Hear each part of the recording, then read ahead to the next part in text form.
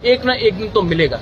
और ये greater Tripura land Hindustan का कॉन्स्टिट्यूशन का बाहर का डिमांड नहीं है, ये डिमांड हमारे दिल के अंदर है, क्योंकि हमको लगता है कि हमारा ही राज्य में हमको अपने भाषा में एग्जाम्स लिखना नहीं दिया जाता है, हमारे राज्य में हमारा बेइज्जती होता है, हमारे राज्य में हमें गरीब रखा जाता है। तो ये डिमांड रहेगा।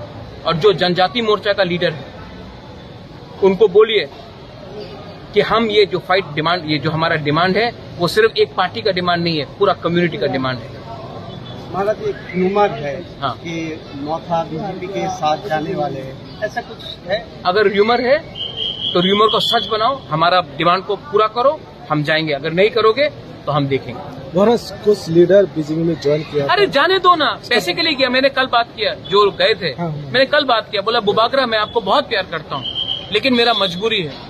तो जाओ, मजबूरी से जाओ।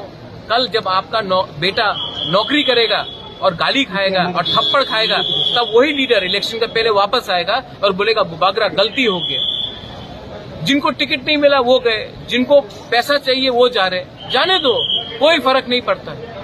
हम अपना लोगों को धोखा नहीं देंगे विदाउट कंडीशन। मैं नहीं जाने वाला। और मैंने उस दिन सुना मंच में शुक्ला बैठा है, मंच में आईपीएफटी का लीडर बैठा है और बीजेपी का स्टेट प्रेसिडेंट बोल रहा है त्रिपुरा लैंड नहीं मिलेगा।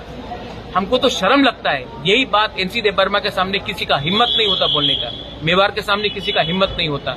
आज ये लोग हिम्मत से बोल रहे हैं। आईपीएफटी को भी समझना चाहिए, अपना कोर आइडियोलॉजी से कभी ना हटो। बीजेपी ने मंदिर का आइडियोलॉजी से कभी नहीं हटा, कश्मीर का आइडियोलॉजी नहीं हटा, इसके लिए आज पावर में।